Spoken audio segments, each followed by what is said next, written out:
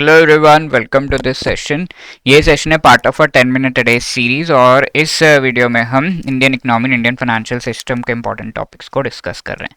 तो we are discussing chapter 9 regional cooperation. ठीक है, जैब एग्जाम का जो आईआईएफएस का पेपर है उसमें काफ़ी बार इससे जो है क्वेश्चंस आने के चांसेस है, ऑल्दो कम बट या आते हैं इससे क्वेश्चंस। एंड इसमें काफ़ी चीज़ें आपके बुक में तो दी हुई हैं but will be discussing all those जहाँ पर इंडिया का थोड़ा इन्वॉल्वमेंट है। Okay, so first one south Asian cooperation हम देख रहे हैं। तो अभी तक हमने इंटरनेशनल देख लिया था कि इंटरनेशनल ऑर्गेनाइजेशंस कौन से, आईएमएफ, वर्ल्ड बैंक, डब्ल्यूटीओ, ये 3 देखें। But now will be seeing the regional cooperation. Regional यानी कि साउथ एशियन रीजन के अंदर अंदर खाली।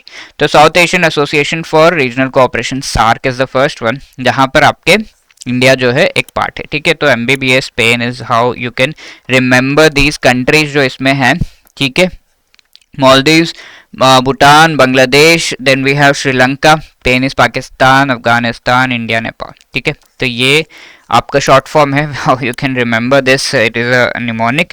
1985 ये सारे कंट्रीज हैं, पूछा जाए एग्जाम में तो यू कैन एटलीस्ट आंसर। 1985 में काठमांडू नेपाल में ये जो है इसका हेडक्वार्टर्स यू कैन से।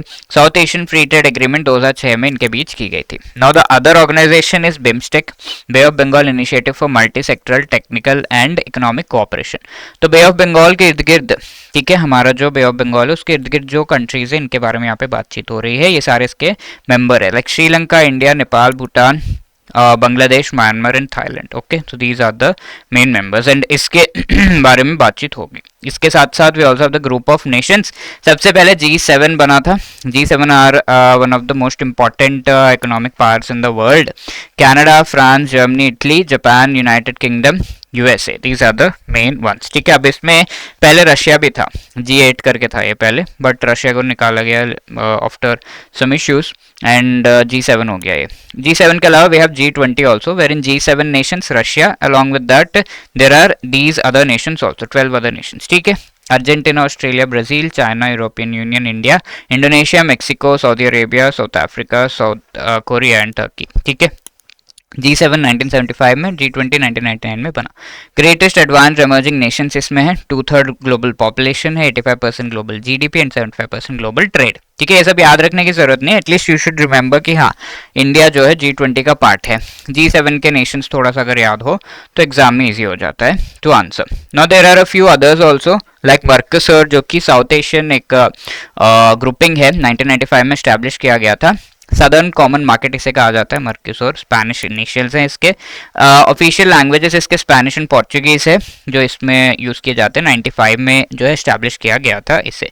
तो इसमें कौन कौन से पार्टीज है, Argentina, Brazil, Paraguay, Uruguay, Venezuela. No need to remember but at least किस रीजन का है वो अगर पूछा जाए, should be doing right. Associated states इसमें Bolivia, Chile, Colombia, Ecuador, Guyana, Peru and Suriname है। ठीक है, apart from that we have the Indian Ocean Rim Association for Regional Cooperation. तो सारे इंडियन ओशन के इर्द गिर्द कंट्रीज जो है मोस्टली वो सब इसके पार्ट हैं। 97 में ये एस्टैब्लिश हुआ। पोर्ट लुई मॉरिशियस में इसका सेक्रेटेरिएट है, 22 मेंबर्स, 9 कॉन्वर्जेशन पार्टनर्स इसमें। इंडिया एक फाउंडर मेंबर इसका रह चुका है, तो India is an important part of it. Right, now please try to answer this question. Incorrect statement इसमें से आपको चुनना है। राइट, this is a homework question, so please let me know the answer in the comment section. This was the question asked in the previous session, WTO से related correct statement बताने। India founding member है GATT का, founding member है WTO का।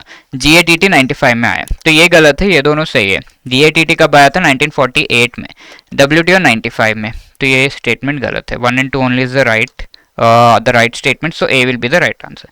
And if you are preparing for the JIB 2025 cycle exams, तो definitely अगर आप इसे 1 अटेम्प्ट में क्लियर करना चाहते हैं एंड इफ यू थिंक कि आपको गाइडेंस की रिक्वायरमेंट है, तो एडुटैप has come up with this master course, जहाँ पर चारों कंपोनेंट से रिलेटेड आपको ये कोर्स में concept classes, short recorded videos which you can use, which you can watch during your break time as well as commute time use करके आप इन्हें देख सकते हैं।